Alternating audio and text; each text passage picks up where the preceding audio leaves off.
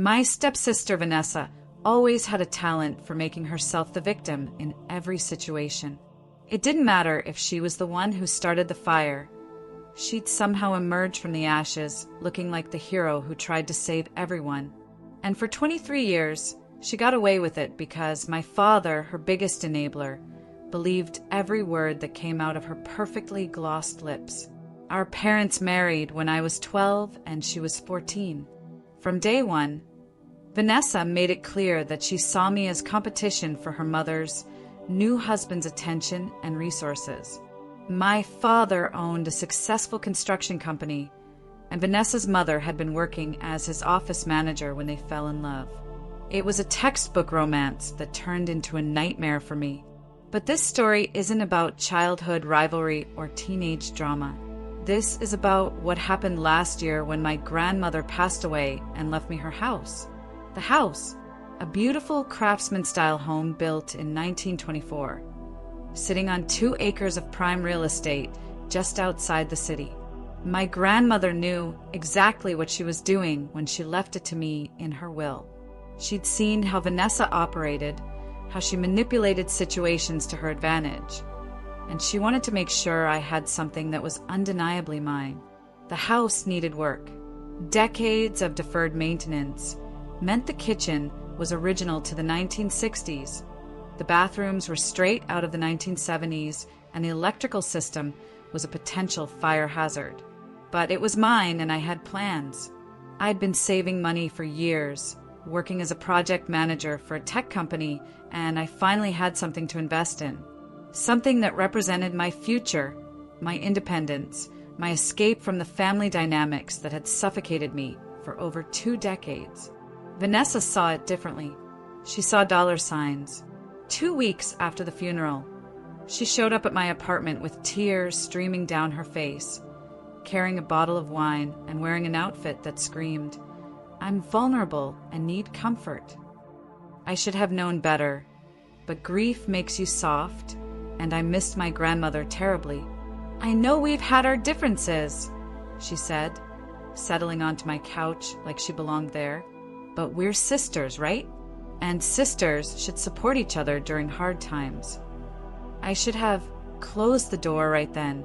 Instead, I poured us both wine and listened as she talked about how hard it had been watching her mother struggle financially, how she wished she could help her mom more, how grateful she was that I had inherited something so valuable. She never once mentioned wanting the house. She was far too smart for that. The manipulation started slowly. First, it was suggestions. Had I thought about what I'd do with such a big property? Wouldn't it be overwhelming to renovate alone? Did I know how expensive contractors were? Then came the offer, presented as if she'd just thought of it, as if it were the most generous thing she could possibly do. "What if we went in on it together?" she proposed during our 3rd wine-fueled conversation. "You keep ownership, obviously, but I could invest in the renovations. We could turn it into something amazing, maybe even flip it or rent it out. Split the profits. It would be like a family business." I was hesitant, but she was persistent. She brought her boyfriend Derek into the picture, a real estate developer who drew up plans and projections. She introduced me to contractors who gave estimates that seemed reasonable. She made it all feel possible, exciting even. And then she asked for one small thing. "Just add me to the title temporarily," she said, her eyes wide and innocent. "Just while we're doing the renovations. It'll make it easier to get better financing. And it protects both of us if something goes wrong. We're family. You can trust me." I was an idiot, a grieving, trusting idiot who wanted to believe that maybe, just maybe, Vanessa had changed. Maybe becoming an adult had matured her. Maybe she genuinely wanted to build something together. I signed the papers she put in front of me. I didn't read them carefully enough. I didn't have my own lawyer review them. I just trusted my stepsister because she cried and called me family and made me feel like we were finally on the same team. 3 months later, I found out what I'd actually signed. It wasn't a temporary addition to the title. It was a transfer of primary ownership to a limited liability company, an LLC that Vanessa had registered in her name. I was listed as a minority stakeholder. The house that my grandmother had left me, the house that was supposed to be my future, was now legally controlled by Vanessa. When I confronted her, she didn't even try to deny it. She smiled, that same smile she'd been using since we were kids. The one that said she'd won and I'd lost, and there was nothing I could do about it. "You should have read what you signed," she said, shrugging. "This is business, not personal. The house needed proper management, and you clearly weren't capable of handling it. Derek and I are going to do amazing things with that property. You'll get your share when we sell. Be grateful I'm including you at all." I immediately hired a lawyer. Not just any lawyer, but the most aggressive contract attorney I could find. A woman named Patricia Chin, who had a reputation for eviscerating anyone who tried to commit fraud. She reviewed my documents, and her face told me everything before she even opened her mouth. "This is bad," Patricia said, spreading the papers across her conference table. "Not impossible, but bad. You signed over primary control. The good news is there's an argument for undue influence and misrepresentation. The bad news is proving it will be expensive and time-consuming." She estimated it would take 18 months minimum to resolve through the courts, and the legal fees would run into 6 figures. Even if I won, the house would likely need to be sold to cover the costs. I'd be left with a fraction of what my grandmother intended me to have. Vanessa knew this, of course. When my lawyer sent her lawyer a letter demanding she transfer the property back, her response was a counteroffer so insulting it made me physically sick. She'd graciously buy out my minority stake for $40,000. The house was worth at least $800,000, even in its current condition. My father, predictably, took her side. When I called him crying, desperate for someone in the family to see what she'd done, he sighed like I was being dramatic. "Vanessa explained the whole situation to me," he said in that tone that meant he'd already made up his mind. "She's trying to help you, and you're being ungrateful. You've always been jealous of her business sense. Maybe if you'd paid more attention to the documents you signed, you wouldn't be in this position. This is a good lesson for you about responsibility. A good lesson. My stepsister had essentially stolen my inheritance, and my father thought it was a teaching moment about reading contracts. My stepmother was worse. She called me directly, her voice dripping with fake sympathy. 'Sweetheart, I know you're upset, but Vanessa really is just trying to make the best of a difficult situation. That house was falling apart. Your grandmother, bless her soul, let it deteriorate terribly.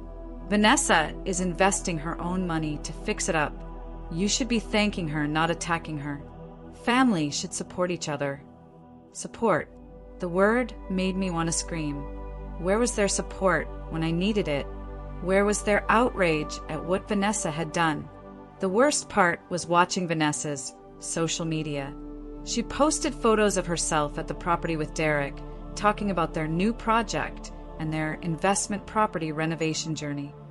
She never mentioned that it was my inheritance. She never acknowledged that I existed. She was rewriting history in real time, and everyone was buying it. Her friends commented with heart emojis and congratulations. Distant relatives who barely knew the full story praised her entrepreneurial spirit. She was winning, and she knew it. Every post was a knife in my heart, a reminder that she'd taken something precious from me and turned it into content for her Instagram feed.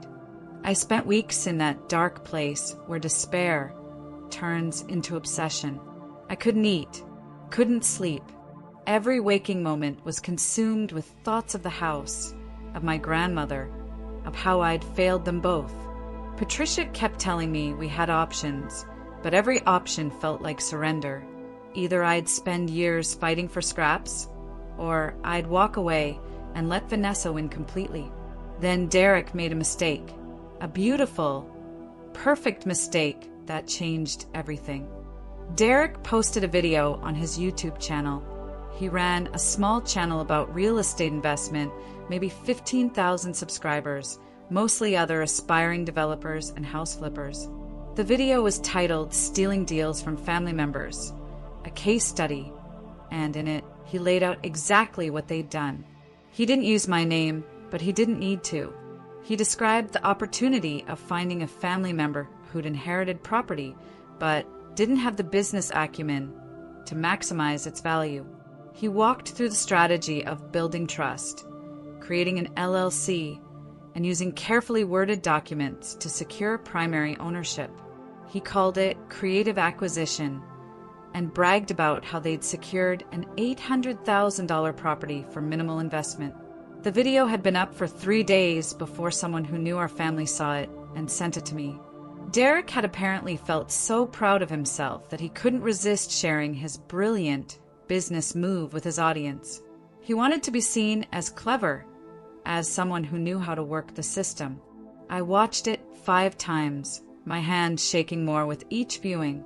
Then I sent it to Patricia. She called me back within an hour, and for the first time since I'd hired her, she sounded excited. This changes everything. This is admission of intent to defraud. This is conspiracy. This isn't just a contract dispute anymore. This is potentially criminal. But here's the thing about the legal system. Even with smoking gun evidence, it moves slowly. Patricia filed for an emergency injunction to prevent them from making any changes to the property or selling it while we pursued the fraud case. The judge granted it, which meant Vanessa and Derek couldn't touch the house for now. But it also meant I couldn't touch it either. The property sat in limbo while lawyers filed motions and counter-motions. Vanessa hired a new attorney, one who specialized in making problems disappear for wealthy clients. Derek quietly deleted the YouTube video, but I downloaded it, backed it up in 3 places, and Patricia had already submitted it as evidence. Months crawled by. The house sat empty, deteriorating further. The pipes froze that winter and burst, causing water damage. The roof started leaking. Every day that passed, the property lost value, and Vanessa's lawyer used that as ammunition, claiming the emergency injunction was actually harming the asset. I visited the property one Saturday in early spring, just to see it, to remind myself what I was fighting for. The key still worked. That was one thing they hadn't changed. I walked through the empty rooms, seeing my grandmother in every corner. The window seat where she used to read. The kitchen where she taught me to make pie crust. The backyard where we planted tomatoes every May. And then I saw what Vanessa and Derek had been planning. They'd left blueprints and contractor estimates scattered across the dining room table, probably from before the injunction froze everything. They weren't planning to renovate and flip it. They were planning to tear it down. The entire house. They were going to demolish this 1924 Craftsman and build a modern monstrosity, a 5,000 square foot glass and steel statement piece that would sell for $2 million. They were going to erase my grandmother's house from existence and profit from it. That's when I started planning, because I realized something important. If the house was going to be destroyed anyway, if these legal battles were going to drag on until there was nothing left worth fighting for, then maybe I should be the one to decide what happened to it, on my terms, sending the message I wanted to send. Patricia had mentioned during one of our calls that the injunction prevented alterations, improvements, or sale of the property, but it didn't specifically prohibit the existing minority stakeholder, me, from accessing the property that I still partially owned. It was a gray area, but gray areas were all I had left. I started researching. I learned about demolition, about what could be legally removed from a property, about the difference between demolition and salvage. I discovered that many of the house's features, the built-in cabinets, the original light fixtures, the hand-carved banisters, these weren't technically part of the real property. They were chattels, personal property that could be removed. And I learned how much a sledgehammer costs. Turns out, not very much at all. I chose a Thursday. Vanessa posted on Instagram that she and Derek were taking a long weekend trip to wine country, celebrating despite the temporary legal complications. The house was empty. The neighbors on both sides were at work. I had a rental truck, 3 sledgehammers of different sizes, work gloves, safety goggles, and a plan. I want to be clear about something. I didn't go there to demolish the entire house. That would have been actual destruction of property, and I wasn't trying to go to jail. But I was going to remove every single thing that my grandmother had put her heart into. Every piece of craftsmanship that made this house special before Vanessa could erase it all. I started in the kitchen at 8 a.m. Those 1960s cabinets that Vanessa called dated and worthless. I dismantled them carefully, removing each door, each hinge. The built-in breakfast nook with the original upholstery, I pulled it out piece by piece. The vintage tile backsplash that required the sledgehammer and some precision, but I managed to salvage most of the intact tiles. By 10 a.m., I'd moved to the bathrooms. The pedestal sinks, the clawfoot tub, the hexagonal floor tiles. All of it came out. Some things broke in the process. Some things I had to break to remove.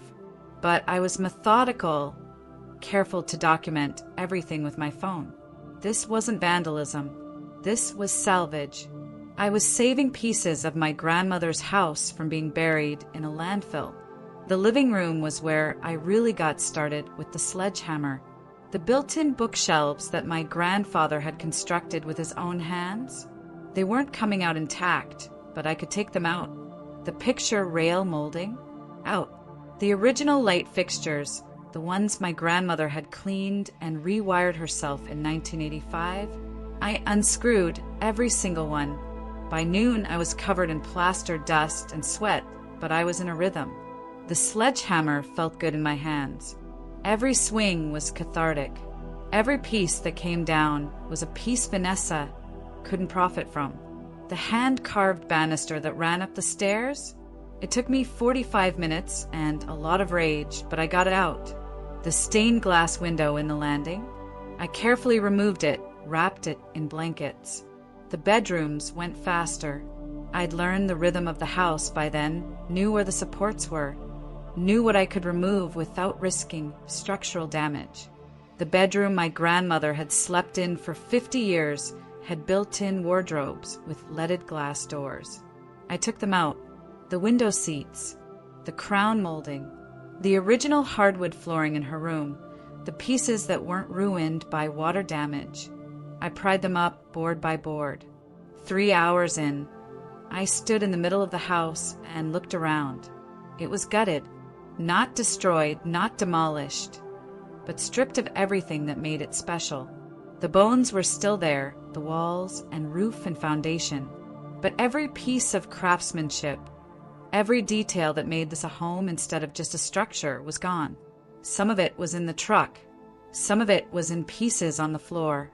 All of it was no longer available for Vanessa to exploit. I took photos of everything, wide angles showing the extent of the work, close-ups of the remaining structure, proving I hadn't damaged the fundamental integrity of the building, videos walking through each room, narrating what I'd removed and why. I was building my own documentation, my own narrative. Then I cleaned up. I swept the plaster dust into neat piles. I stacked the broken pieces. I made it clear that this was intentional, controlled, thought out. This wasn't vandalism. This was a statement. I left at 1 p.m., the truck loaded with pieces of my grandmother's house. I drove to a storage unit I'd rented specifically for this purpose and unloaded everything carefully. The intact pieces, the salvageable materials, the fragments of a life and a home that Vanessa had tried to steal. Then I went home, showered, and waited for the storm I knew was coming. Vanessa found out Saturday morning. I know, because that's when my phone started exploding with messages, calls, voicemails, all of them from her, each one more unhinged than the last. She'd driven back from her wine country trip early, probably because a neighbor had mentioned seeing a rental truck at the property. The first voicemail was shock. "What did you do? What the fuck did you do to the house?" The second was rage. "You're insane. You destroyed everything. I'm calling the police. You're going to jail." The third was calculation. "My lawyer is going to bury you. You just committed a felony. You're done." But here's what Vanessa didn't understand. I'd been very, very careful. I hadn't destroyed the house. I'd removed fixtures and features that, legally speaking, I had as much right to remove as she did. The injunction prevented us from altering the property in ways that would affect its sale value. But removing personal property and chattels that could be considered mine, that was a gray area. A very gray area that my lawyer had quietly confirmed I could probably defend. Derek posted a rant on his Instagram, quickly deleted, but not before people screenshot it. He called me a psychotic bitch and claimed I'd vandalized their investment property. The comment section turned on him fast. People who'd seen his YouTube video, the one explaining how they'd scammed a family member, started linking to it in the comments. Even though he deleted the original, other people had re-uploaded it. The internet never forgets. The police did show up at my apartment Sunday afternoon. I let them in calmly, offered them coffee, and showed them my documentation. Every photo, every video, every receipt for the storage unit. I explained that I was preserving family heirlooms and historical fixtures from a property I partially owned, which was facing potential demolition. I showed them Vanessa's blueprints, the ones I'd photographed showing their plan to tear down the entire structure. The officers looked uncomfortable. One of them, an older guy with gray in his beard, looked at my documentation and then at me. "Ma'am, this is a civil matter. This is between you, your family member, and your lawyers. We can't arrest someone for removing fixtures from a property they have an ownership stake in, even a minority stake." Vanessa was apoplectic. She posted a long rant on Facebook about how I destroyed her renovation project and how I was mentally unstable and needed professional help. My father called and yelled for 20 minutes about how I'd embarrassed the family and damaged valuable property. But something interesting started happening. People who'd known my grandmother started commenting on Vanessa's posts. Neighbors from the old house, former students she'd taught, friends who remembered the house from holiday parties and summer gatherings. They pointed out that the house had been my inheritance, not Vanessa's project. They shared their own stories of the beautiful details I'd removed, the craftsmanship that was irreplaceable. The narrative started shifting. On a local neighborhood forum, someone posted about what was happening, and the comments were overwhelmingly on my side. People were outraged that someone would try to steal and then demolish a historic house. They called Vanessa out for her attempted fraud. They praised me for salvaging what I could. Patricia called me Monday morning, and she was laughing. "You beautiful, crazy genius." Vanessa's lawyer just called mine. They want to settle. The settlement came together fast. Vanessa and Derek would transfer full ownership of the house back to me. In exchange, I would release them from any fraud claims and agree not to pursue criminal charges based on Derek's YouTube confession. They'd lose every penny they'd invested in legal fees and their LLC setup. I'd get my house back, or what was left of it. My father called it blackmail. Patricia called it justice with leverage. I called it getting back what was always mine. The house was mine again by the end of the month. It was damaged, stripped, and would need significant work to restore. But it was mine. The deed was in my name only. No LLC, no co-ownership, no Vanessa. I stood in the empty shell of my grandmother's house that first day after the settlement cleared and felt something I hadn't felt in over a year. Peace. The house was quiet, sunlight streaming through the windows, dust motes dancing in the air. All the special pieces I'd removed were safe in storage, waiting for the day when I could afford to restore them properly. Vanessa moved to a different state 3 months later. Her social media presence, once carefully curated to show her perfect life, went dark. Derek's YouTube channel never recovered. He lost thousands of subscribers after his creative acquisition strategy became known. My father and I don't speak anymore. My stepmother sends occasional awkward text messages that I mostly ignore. But here's what I learned. Sometimes the system is too slow to give you justice. Sometimes you have to take matters into your own hands. Carefully, legally, with a sledgehammer and a plan. I didn't destroy Vanessa's dreams. I refused to let her build them on the foundation of my grief. The house sits empty still. I visit it every weekend, sweeping out dust, checking for new damage, making plans. I've started a crowdfunding campaign to restore it properly, and the response has been overwhelming. People love a good underdog story, and apparently my sledgehammer rampage captured the public imagination. One day, that house will be beautiful again. I'll restore the fixtures I saved. I'll rebuild what I had to break. I'll honor my grandmother's memory properly. And every time I walk through those doors, I'll remember that Vanessa thought she'd won. She thought she'd outmaneuvered me, outsmarted me, beaten me at her own game. But 3 hours with a sledgehammer taught her something important. You can't steal someone's inheritance and expect them to go quietly. You can't erase someone's history and think there won't be consequences. And you definitely can't underestimate someone who has nothing left to lose and everything to fight for. The house is mine. The victory is mine. And that sledgehammer, I kept it, hanging on the wall of my apartment like a trophy. A reminder that sometimes the most powerful thing you can do is tear down what others tried to build on your pain. Vanessa thought she'd won, but she forgot something crucial I learned from the best. My grandmother taught me that sometimes you have to get your hands dirty to protect what matters. She taught me that family isn't about blood or marriage certificates. It's about who shows up when it counts. And she taught me that a house is just wood and nails and plaster unless it's filled with love and memories and the courage to defend them. So yeah, my stepsister thought she won. Right up until the moment she realized that everything she'd schemed for was lying in pieces on a dusty floor.